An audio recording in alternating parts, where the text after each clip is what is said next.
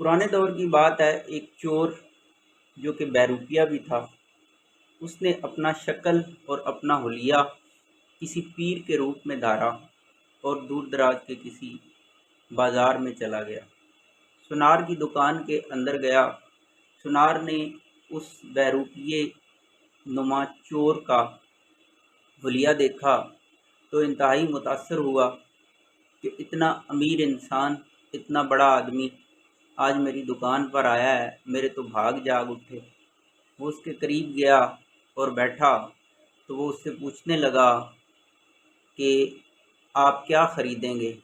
اس پر وہ بزرگ دکاندار سے کہنے لگا کہ میں خریداری تو بہت کروں گا، لیکن اس سے پہلے میری ایک شرط ہے کہ تمہارے قریب ایک مسجد بن رہی ہے، تم اس مسجد کے لیے کچھ نہ کچھ اپنا حصہ ڈالو، بے شک ایک درہم ہی کیوں نہ ہو۔ اس دکاندار نے اپنے گلے سے تھوڑا سا پیسے نکالے، چند درہم نکالے اور اس کو دے دیے۔ اس نے وہ درہم لے کر اپنی جیب میں رکھے۔ اسی اثناء میں ایک لڑکی اس دکان میں بھاگتی ہوئی داخل ہوئی اور جا کر اس بزرگ نما چور کے ہاتھ چومنے لگی، اس کے ہاتھ پر بوسے دینے لگی اور کہنے لگی ہمارے تو بھاگ جاگ اٹھے، آج اتنا بڑا آدمی، اتنا عظیم انسان، اتنا اللہ کا ولی آج ہمارے علاقے میں آیا، ہمارے بازار میں آیا۔ تو وہ دکاندار اس بات پر حیران تھا اور وہ دکاندار کہنے لگا کہ معاف کیجئے گا حضور، میں نے آپ کو پہچانا نہیں۔ بزرگ کہنے لگے کوئی بات نہیں۔ تو اسی اثناء میں جب وہ عورت اس بزرگ سے اپنی محبت اور عقیدت کا اظہار کر رہی تھی تو وہ دکاندار اس لڑکی سے پوچھتا ہے کہ معاف فرمائیے گا، میں نے ان کو پہچانا نہیں، یہ کون شخص ہیں؟ تو اس پر وہ لڑکی دکاندار کو بتانے لگی کہ یہ ہمارے ساتھ ہی علاقے کے ایک بہت بڑے بزرگ ہیں جن کا بہت بڑا چرچا ہے، یہ اللہ کے بہت بڑے ولی ہیں۔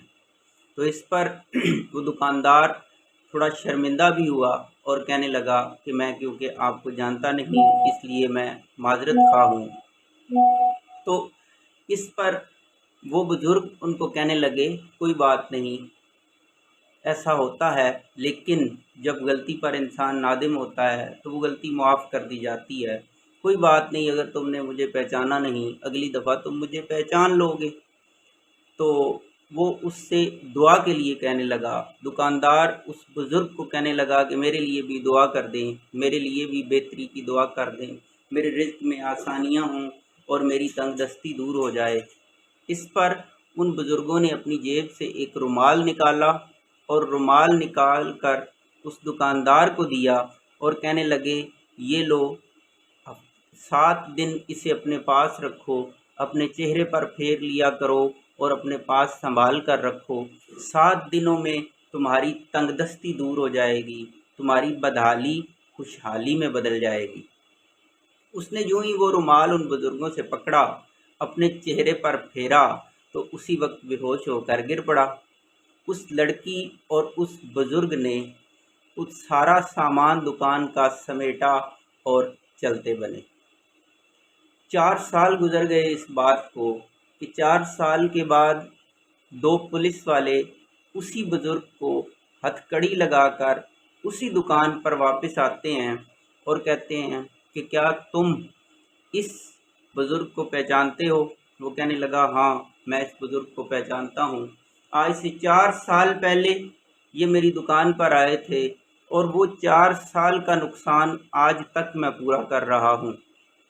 اس پر وہ پولیس والے اس دکاندار کو کہنے لگے کہ اس کو عدالت سے ہر طرح سے آزادی مل چکی ہے، صرف ایک تمہارا یہ کیس باقی بچا ہے، اس کو سزا دلوانے کے لیے تمہاری گواہی کافی ہوگی۔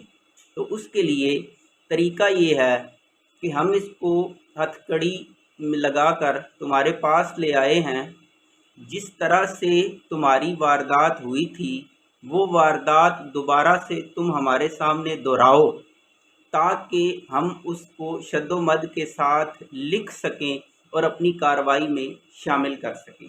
اس کے ساتھ ہی انہوں نے اس بزرگ کے ہاتھ کو کھول دیا اور بزرگ دوبارہ سے دکاندار کے پاس گیا اور اس کو کہنے لگا کہ اس طرح سے میں اس کے پاس آیا، میں یہاں کے آ کر بیٹھا، یہاں سے ایک لڑکی آئی اور اس کے ساتھ اس کا اتنا کلام ہوا، میں نے اپنی جیب سے ایک رومال نکالا اور رومال نکال کر اس کو دیا، تو پولیس والے کہنے لگے مکمل کارروائی کو عملی طور پر دہراؤ۔ اس نے وہ رومال نکالا، رومال نکال کر دکاندار کو دیا، دکاندار نے اس رومال کو دوبارہ اپنے منہ پر پھیرا اور دوبارہ گر کر بے ہوش ہو گیا۔ وہ پولیس والے بھی اور وہ بزرگ نما چور بھی، وہ سب کچھ دکان سے لوٹ کر دوبارہ فرار ہو گئے۔ اس سارے واقعہ سے سبق یہ ملتا ہے کہ اپنے ملک کے حالات کو دیکھیں۔ ہر 4-5 سال کے بعد بزرگ نما یہ نئے چور آتے ہیں جو 4 سال ملک کو لوٹتے ہیں اور پھر چلے جاتے ہیں۔ کچھ نئے بزرگ نما لوگ آتے ہیں، وہ 4 سے 5 سال اس ملک کو لوٹتے ہیں اور پھر چلے جاتے ہیں۔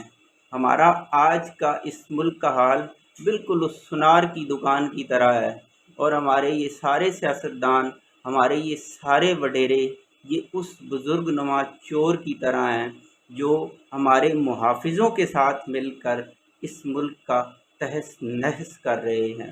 اللہ رب العزت ان کو ہدایت دے، اللہ رب العزت ان سے ہمیں چھٹکارا دے اور اس ملک پاکستان کو ہمیشہ قائم اور دائم رکھے۔